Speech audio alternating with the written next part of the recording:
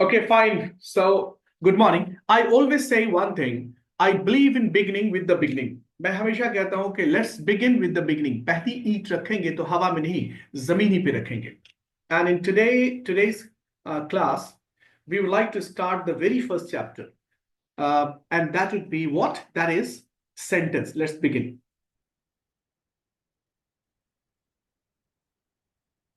ये font ठीक है, कलर ठीक है,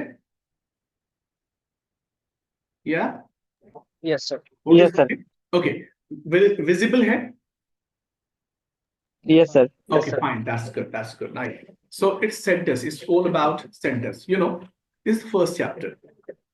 Let me ask you one simple question. एक छोटा सा सवाल आपसे करें. अच्छा, मैंने कहा let me ask you. एक छोटा सा रूल जान लें. Let के बाद जब कभी भी me होगा, right? तो T is silent. T is silent. Now the pronunciation is let me. आप let me बोलेंगे तो गलत नहीं होगा. This is the right pronunciation. Let me. Let me. याद रखो let के बाद जब me होगा तब T silent होगा, otherwise नहीं. Clear? So let me ask you one simple question. एक छोटा सा सवाल आपसे करते हैं कि how many letters are there in English? How many letters are there in English? Yeah, English में कितने letters हैं? 26, sir. 26, right? सही कहा. Actually मैंने आपको अपने सवाल से थोड़ा सा फंसा दिया. We have 7 letters in English. How many letters are there in English? 1, 2, 3, 4, 5, 6, 7. आपने भी सही कहा. We have 26 letters in English alphabet. थोड़ा सा ये आपके लिए रीडल हो गया. मैंने जानबूझ के नोइंगली थोड़ा सा ये रीडल हो गया आपके लिए. रीडल आप समझते हैं? Do you know what is riddle? क्या? No, रिडल no, कहते sir. हैं पहेली को. रिडल कहते हैं पहेली को. पहेली आपने सुना है? कटोरे पर कटोरा बेटा बाप से भी गोरा, है ना? Yes, sir. इसको क्या होता है? Bujana. सोचिए. Coconut, sir. ना रियल है फिर भी लोग कहते हैं ना रियल. इसी को पहेली कहते हैं. एक छोटा सा मैंने एक्चुअली ये आपके लिए रिडल हो गया कि अगर मैं कहूँ कि how many letters are there in English, तो we have 7 letters. How many letters are there in English alphabet? To 26. Starting from A, starting from A, Yes. ending in Z. Starting from A, ending in Z. Right. American English में Z को Z भी pronounce करते हैं. बहुत सारे ऐसे words हैं जो डिफरेंटली प्रोनाउंस होते हैं. जैसे हम लोग बोलते हैं शेड्यूल, उसको स्केड्यूल भी कहते हैं, उसे स्केड्यूल भी कहते हैं. राइट. तो ये अलग से प्रोनाउंस होते हैं. उसी तरह से याद रखेंगे कि अमेरिकन इंग्लिश में Z को Z पढ़ते हैं. यही वजह है कि हीरो होंडा CBZ बोलते हैं. हम लोग टेलीविजन देखते हैं तो उसमें Z न्यूज होता है, Z स्पोर्ट्स होता है, Z चैनल होता है. राइट. ओके, चलो सेंटेंस की अगर बात करें तो यू नो व्हाट, एक छोटा सा डेफिनेशन अगर मैं लिखूं तो बहुत छोटा सा डेफिनेशन होगा कि व्हेन वी राइट और speak words in such an order that makes a complete sense is said to be into a sentence. एक छोटा सा डेफिनेशन सेंटेंस का है. जब कभी भी हम किसी वर्ड्स को इस तरह से बोलते हैं या लिखते हैं कि उसका सेंस कंप्लीट हो, उसकी मीनिंग कंप्लीट हो, तो वो सेंटेंस होगा. अदरवाइज सेंटेंस नहीं होगा. Now the question arises. अब सवाल पैदा होता है कि कोई सेंटेंस कंप्लीट होता कब है और कब नहीं होता है. राइट. तो सेंटेंस के डेफिनेशन लिखने की जरूरत नहीं, आप सिर्फ ये सब थोड़ा सा जानते जाए. तो आई एम राइटिंग. लुक, अगर मैं कहूं कि he has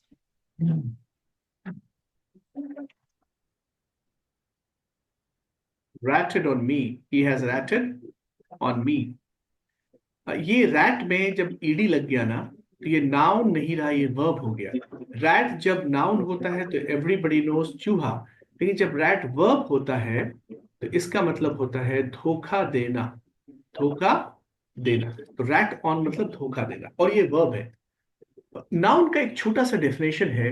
naming word is a noun. Noun और नेम दोनों सिनोनिम्स है. तो अगर बहुत रटने की जरूरत नहीं. अब जिसका नाम है वो नाउन है. इसे और अगर समझना है तो इस तरह समझो, दुनिया में हर वो चीज जिसको हम देख सकते हैं वो सब का सब नाउन है, और जिसको हम फील करते हैं वो भी नाउन है. तो आप कहेंगे seeing plus feeling is equal to noun. दुनिया में हर वो चीज जिसको हम देखते हैं वो सब का सब नाउन है, और जिसको हम फील करते हैं वो भी नाउन है. राइट.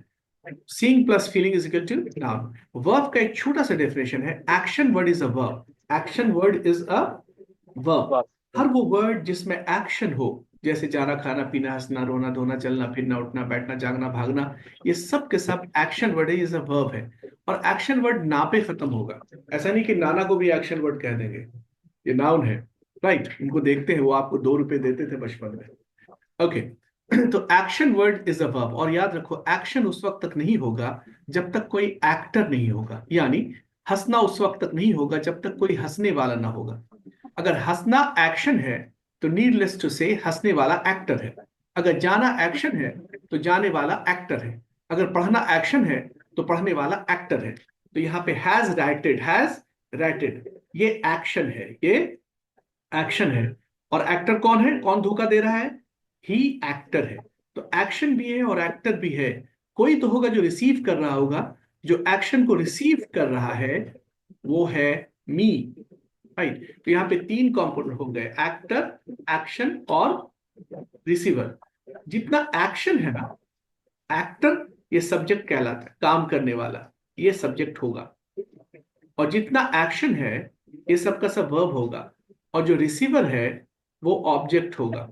इसका मतलब किसी सेंटेंस को सही होने के लिए यहाँ पे कितनी चीजों की आवश्यकता हुई, सब्जेक्ट, वर्ब, ऑब्जेक्ट। कॉम्प्लीमेंट भी सुना होगा, आगे मैं बताऊंगा क्या होता है कॉम्प्लीमेंट। सब्जेक्ट, वर्ब और ऑब्जेक्ट, अगर ये 3 चीज है ना तो सेंटेंस सही है। और सीक्वेंस देखो, सबसे पहले ये एक्टर होगा, उसके बाद एक्शन होगा, उसके बाद रिसीवर होगा। अनलाइक हिंदी, हिंदी और इंग्लिश में थोड़ा सा अंतर क्या है कि हिंदी में क्या होता है कि एक्शन, एक्टर और रिसीवर दोनों एक साथ होता है। जैसे आप कहोगे मैं घर जाऊंगा, मैं घर जाऊंगा। राइट, तो इंग्लिश में क्या होगा, इंग्लिश में होगा, कहेगा मैं घर जाऊंगा, नहीं, मैं जाऊंगा घर। हिंदी में मैं घर जाऊंगा, मैं और घर यानी सब्जेक्ट और ऑब्जेक्ट एक साथ होगा। लेकिन इंग्लिश में हमेशा अलग होगा, सब्जेक्ट और वर्ब, सब्जेक्ट के तुरंत बाद वर्ब हो, यानी ऑब्जेक्ट वर्ब के बाद और सब्जेक्ट वर्ब के पहले। ये इंग्लिश की बनावट है। अगर ये है तो सही है, सब्जेक्ट सबसे पहले एक्शन, उसके बाद एक्टर, उसके बाद रिसीवर। तो किसी भी सेंटेंस को सही होने के लिए कम से कम कितनी चीजों की आवश्यकता होगी, 3 चीज, सब्जेक्ट, वर्ब और ऑब्जेक्ट। अब एक और एग्जाम्पल देखो, अगर मैं कहूं you and I will go, you and I will go. Right, तो यहां पे एक्शन क्या है, विल गो, ये एक्शन है। और इस एक्शन को कौन कर रहा है, कौन जा रहा है, यू एंड आई, ये एक्टर है। तो आपको पता है कि जो एक्टर है वो सब्जेक्ट है और जो एक्शन है वो वर्ब है। तो यहां पे क्या है, सब्जेक्ट है और वर्ब है, ऑब्जेक्ट नहीं है, ऑब्जेक्ट नहीं है। तो किसी भी सेंटेंस को सही होने के लिए कम से कम 2 ही चीजों की जरूरत है, सब्जेक्ट और ऑब्जेक्ट, सब्जेक्ट और वर्ब। ऑब्जेक्ट में बी एंड ऑब्जेक्ट में नॉट बी, ऑब्जेक्ट में बी एंड ऑब्जेक्ट में नॉट बी। लेकिन 3 चीज जरूर, 2 चीज जरूर, सब्जेक्ट और verb is subject and verb are imperative, essential, quintessential. अच्छा, एक छोटा सा एग्जांपल मैं आपसे बात पूछता हूं, मैंने यहाँ पे यू एंड आई क्यों लिखा, आई एंड यू क्यों नहीं लिखा, इज देयर एनी आइडिया। मैंने यहाँ पे यू एंड आई क्यों लिखा, आई एंड यू क्यों नहीं लिखा, do you have any idea. नहीं, नहीं आइडिया है। देखो, ग्रामर में एक छोटा सा रूल है 231 का, पता नहीं आप इसे सुना है या नहीं सुना है, सुन लीजिए। 231 का मतलब, अगर कई पर्सन हो तो ये रूल लगे, यानी सबसे पहले सेकंड पर्सन, उसके बाद थर्ड पर्सन, उसके बाद फर्स्ट पर्सन की बारी बाद में आएगी। राइट, तो यहाँ पे you and I second person और फर्स्ट पर्सन है, तो सबसे पहले सेकंड पर्सन, फिर फर्स्ट पर्सन। याद रखो, अगर तीनों है तो सबसे पहले सेकंड पर्सन, फिर थर्ड पर्सन, फिर फर्स्ट पर्सन। ये सीक्वेंस है, इस तरह से रहेगा। इसलिए यू एंड आई करेक्ट है, आई एंड यू नहीं। अगर ये आता है तो कॉमन एरर है। Okay fine. तो मैंने कहा किसी भी सेंटेंस को सही होने के लिए कम से कम जिन चीजों की जरूरत है वो और सब्जेक्ट है और वर्ब है। ऑब्जेक्ट में बी एंड ऑब्जेक्ट में नॉट बी। तो अब यहां से फिर से देखो, अगेन एक बार आप देखिए। राइट, देखो, ये ही क्या हुआ, सब्जेक्ट, यू एंड आई क्या हुआ, सब्जेक्ट, ये सब्जेक्ट हो गया। तो minus subject is equal to predicate. Minus subject is equal to predicate. जरा इसे गौर सुनिएगा, मतलब किसी भी सेंटेंस के दो हिस्से होंगे, सब्जेक्ट और प्रेडिकेट। किसी भी सेंटेंस के दो हिस्से होंगे, सब्जेक्ट और प्रेडिकेट। यानी सब्जेक्ट क्या है? सब्जेक्ट, अगर आप सब्जेक्ट को हटा दो तो जितना बचेगा वो सब का सब प्रेडिकेट कहलाएगा। तो यहां से अगर सब्जेक्ट को माइनस कर दो तो वर्ब से लेकर ऑब्जेक्ट तक ये प्रेडिकेट कहलाएगा। अगर यहां से सब्जेक्ट को माइनस कर दो तो यहाँ केवल वर्ब बचा और यही प्रेडिकेट कहलाएगा। यानी किसी भी सेंटेंस के दो हिस्से होंगे, subject and predicate. Is that clear? Subject कौन सा हिस्सा है? जो काम करता है। अगर मैं कहूं कि वह जाएगा, काम क्या है? जाना। कौन जाएगा? वह। तो वह सब्जेक्ट हुआ और जाएगा प्रेडिकेट हुआ। अगर मैं कहूं मैं जाऊंगा, मैं सब्जेक्ट, जाऊंगा प्रेडिकेट। मैं घर जाऊंगा, मैं सब्जेक्ट, घर जाऊंगा प्रेडिकेट। मैं कल घर जाऊंगा, मैं सब्जेक्ट, कल घर जाऊंगा प्रेडिकेट। मैं तुम्हारे साथ कल घर जाऊंगा, मैं सब्जेक्ट, तुम्हारे साथ कल घर जाऊंगा प्रेडिकेट। यानी सब काम करने वाले के अलावा जितना होगा वो सब का सब प्रेडिकेट होगा। तो किसी भी सेंटेंस के दो ही पार्ट्स होंगे, सब्जेक्ट और प्रेडिकेट। और प्रेडिकेट कहां से शुरू होता है? याद रखो, a verb always comes under predicate. Verb हमेशा प्रेडिकेट के अंडर में आता है। A verb always comes under predicate. जहां से वर्ब शुरू हो रहा है वहां से प्रेडिकेट शुरू हो रहा है। Is that clear? तो किसी भी सेंटेंस के कितने हिस्से हो गए? दो, सब्जेक्ट और प्रेडिकेट। Is it clear? यहां तक क्लियर है? अगर क्लियर है तो जैसा लिखा हुआ है इजी एग्जाम्पल देकर आप लिख लें या स्क्रीनशॉट ले लें, जो आप चाहें। Is that clear? आप समझ पाए ये इतना? Yes, sir. Should I erase it? इफेज करूं मैं? इसे हटाऊं? इस स्क्रीन को डिलीट करें? Yes, sir. Okay fine. अब नो कम ऑन। अच्छा, मैंने ये लिखा था इजी, इसका फुल फॉर्म जान लीजिए आप। इजी कहते हैं एग्जेम्पली ग्रेशिया को, जिसकी इंग्लिश मीनिंग होती है for example. For example, right. उसी तरह से ईटीसी, ईटीसी जिसका मतलब होता है एट सेट्रा, एटसेट्रा, जिसको इंग्लिश में कहते हैं so on and so forth, etcetera, so on and so forth. उसी तरह से आई ई, इसका फुल फॉर्म, जैसे so on and so forth को ब्ला ब्ला ब्ला भी कहते हैं। आई, इसका फुल फॉर्म होता है इडेस्ट, जिसकी इंग्लिश मीनिंग होती है in other words, in other words, जिसको हम लोग दैट इज कहते हैं। ये भी आपको मालूम होना चाहिए शॉर्ट फॉर्म का फुल फॉर्म क्या होता है। अब एक छोटा सा, मैंने कहा कि हर एक सेंटेंस के दो पार्ट होते हैं, सब्जेक्ट और प्रेडिकेट। अब एक छोटा सा डेफिनेशन लिखो तो सब्जेक्ट का। सब्जेक्ट क्या है? राइट, आप कहेंगे naming part. Naming part, what is subject? Naming part. आप कहेंगे नेमिंग पार्ट क्या है? तो मैं कहूंगा the part that does the action, मतलब वो हिस्सा जो काम करता है। तो नाम वाला भी सब्जेक्ट और काम वाला भी सब्जेक्ट। Is that? अगर मैं कहूं ही इज गोइंग, तो यहाँ पे वो जा रहा है, काम है। यू आर गुड, यहाँ पे नाम है, आप अच्छे हैं। उसके बाद दूसरा है प्रेडिकेट। देखो प्रेडिकेट क्या होता है? अगर मैं कहूं कि वह और मैं चुप हो गया तो sentence is hanging, it is not complete. अगर मैं कहूं तुम और मैं चुप हो जाऊं तो स्टिल सेंटेंस इज हैंगिंग। आप जिंदगी भर सब्जेक्ट बोलते रहो, सेंटेंस वुड बी हैंगिंग। जैसे अगर मैं कहूं कि तुम और मैं, तुम्हारे कुछ दोस्त, हमारे कुछ दोस्त, हम सब मिलकर कल बाहर, और मैं चुप हो गया, आप इंतजार करें, सेंटेंस कंप्लीट तो सेंटेंस इज हैंगिंग। लेकिन कहो तुम और मैं, तुम्हारे कुछ दोस्त, हमारे कुछ दोस्त, हम सब मिलकर कल बाहर जाएंगे, know the sentence is complete. तो इस सेंटेंस को कंप्लीट कौन कर रहा है? जाएंगे। तो प्रीडिकेट क्या करता है? It completes, it completes the meaning of a subject. ये क्या करता है? सब्जेक्ट की मीनिंग को ये कंप्लीट करता है। Clear? So that is predicate, subject and predicate. Clear हो गया? तो मैंने क्या कहा, नोट में याद रखिएगा कि a verb always comes under predicate, right? A verb always comes under predicate. यानी a verb always comes under predicate, जहां से verb शुरू होगा वहां से predicate शुरू हो जाएगा। क्लियर हो गया? अब एक क्विक टेस्ट आपके लिए है, मैं लिख रहा हूं। It seems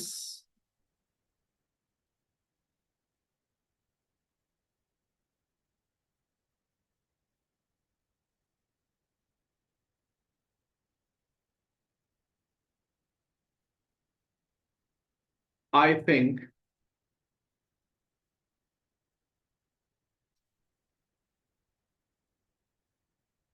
making him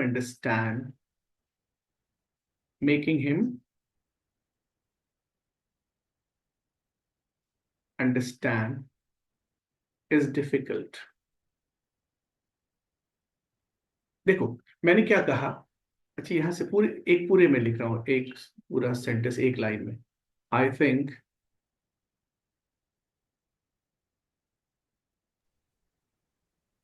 making him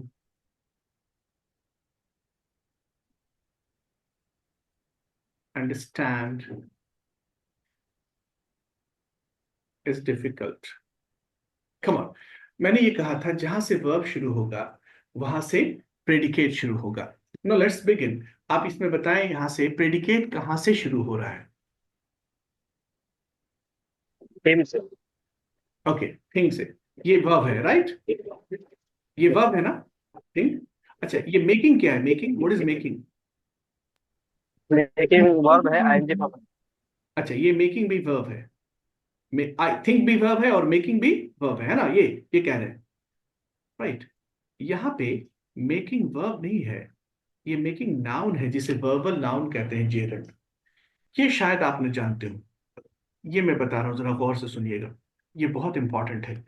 अक्सर होता क्या है, जैसे V plus I N G हम सुनते हैं, जैसे ही V plus I N G हम सुनते हैं, ये डिक्लेयर कर देते हैं कि ये वर्ब है आईएनजी फॉर्म यानी कॉन्टिन्यूअस फॉर्म।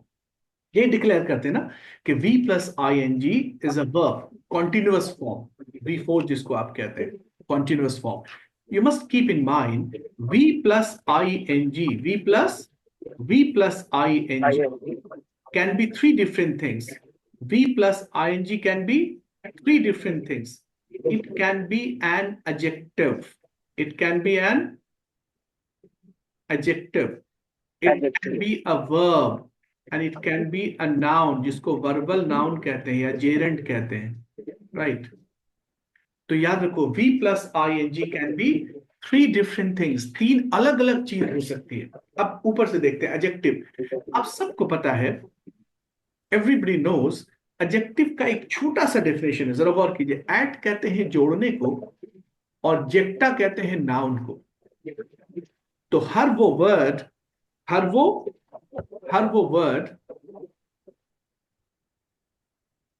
वो वर्ड जो ये आप जिनका ओपन ऑन है माइक वो म्यूट कर लें, राइट? Mute your mic. जब आपको बोलना हो ना तब फिर आप बोलिएगा। Is that clear? यानी तब आप अनम्यूट कर लीजिएगा, अदरवाइज म्यूट करके रखिए। Okay fine. मैंने कहा कि एडजेक्टिव का एक छोटा सा डेफिनेशन है, एट कहते हैं जोड़ने को और जेक्टा कहते हैं नाउन को। तो हर वो word, you must keep in mind, हर वो वर्ड जो नाउन में जुट जाए उसे एडजेक्टिव कहेंगे। जैसे आप कहोगे ब्यूटिफुल पेन, तो pen is a noun which is why beautiful is an adjective. अगर आप कहेंगे a book, book is a noun, a is an adjective. An apple, apple is a noun, which is why an is an adjective. The boy, boy is a noun, the is an adjective. That table, table is a noun, that is an adjective. तो हर वो word जो noun की meaning में जुड़ जाए वो adjective है। तो याद रखें कि अगर V plus I N G भी नाउन में जुट जाए, if V plus ing adds to the meaning of a noun, then V plus ing would be an adjective. Clear? अब V प्लस ing वाली एडजेक्टिव आप खूब बोलते हैं, लेकिन आपको यह एहसास नहीं होता कि एडजेक्टिव है। जैसे आप बोलते हैं washing machine, machine is a noun, washing is an adjective. आप बोलते हैं driving licence, licence is a noun, driving is an adjective. Visiting card, card is a noun, visiting is an adjective. Swimming pool, pool is a noun, swimming is an adjective. Singing bird, bird is a noun, sorry, bird is a noun, singing is an adjective. तो हर वो word जो noun में add हो जाए वो adjective है। ये आप समझ गए? इसे जरा गौर सुनिएगा। नाउन में अगर V प्लस आईएनजी नाउन में ऐड ना हो तो वो एडजेक्टिव नहीं है। एडजेक्टिव, और जब ये एडजेक्टिव नहीं है तो दूसरा रूल लगाएंगे, क्या V प्लस आईएनजी के पहले am is are, was, were, be, या बी में से कोई एक है, कोई एक है। याद रखो, अगर V plus I N G noun को फॉलो कर रहा है तब तो वो एडजेक्टिव ही होगा, चाहे उसके पहले am is are was were be been हो क्यों ना। अगर V plus I N G noun को फॉलो नहीं कर रहा है तो वो एडजेक्टिव नहीं है। फिर देखेंगे क्या इसके पहले इनमें से कोई एक वर्ड अगर है तो वो वर्ब है।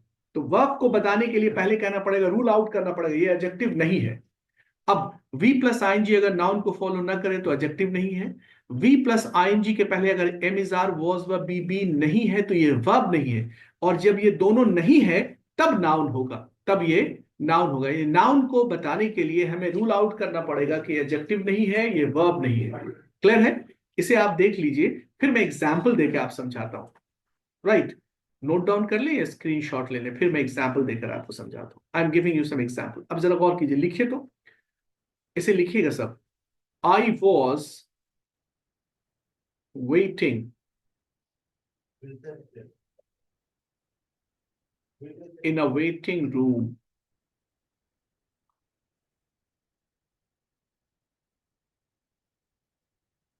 I was waiting in a waiting room. When you came, my waiting ended. My waiting ended. I don't like waiting at all. Means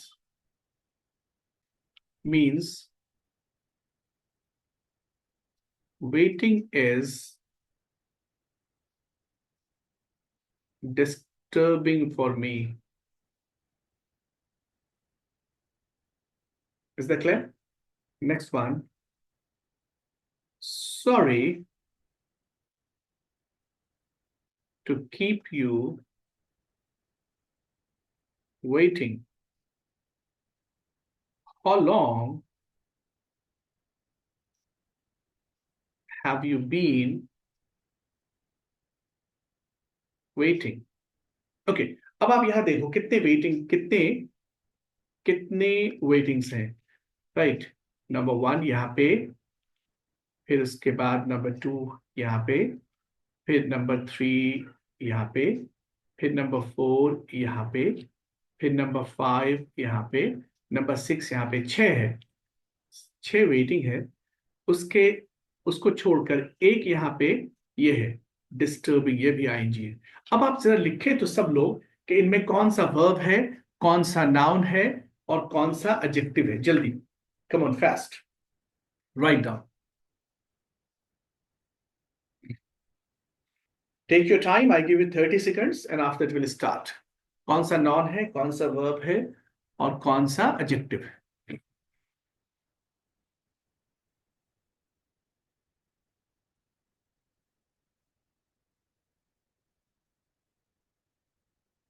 are you done? एक और वेटिंग तो मैंने छोड़ ही दिया था, ये भी यहाँ पे भी है, ये वाला।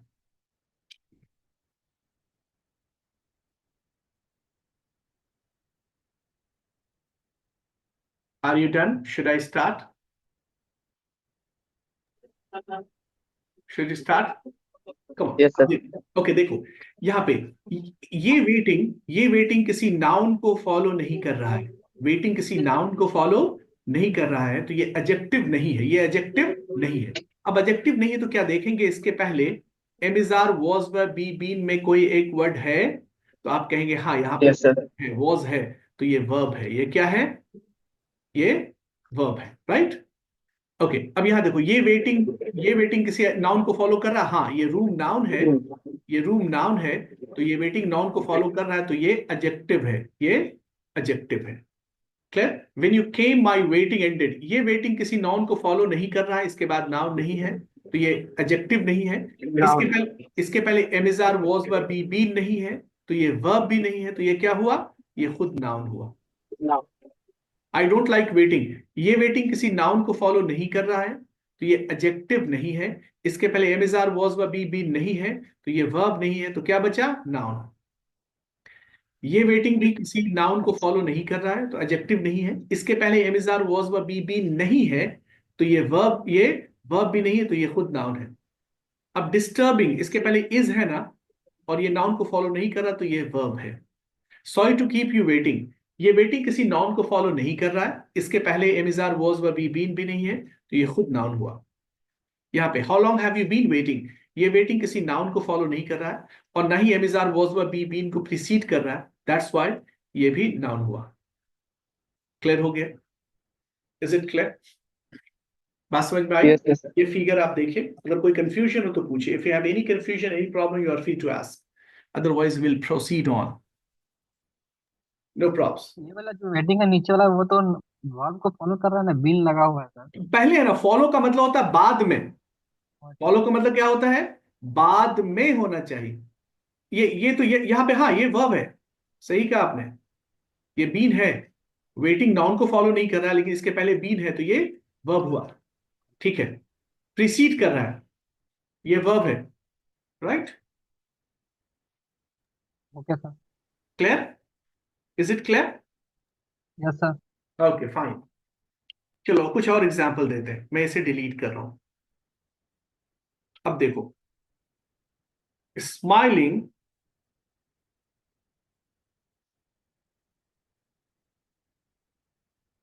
is good. Smiling is good. Keep on smiling. He is smiling at you. He has a smiling face. Right. अब देखो यहाँ पे every sentence has one smiling. Every sentence has one smiling. यहाँ पे one, right? 2, 3 and 4. अब आप लिखे तो कौन कौन सा क्या है, कौन सा नाउन, कौन सा वर्ब, कौन सा एडजेक्टिव।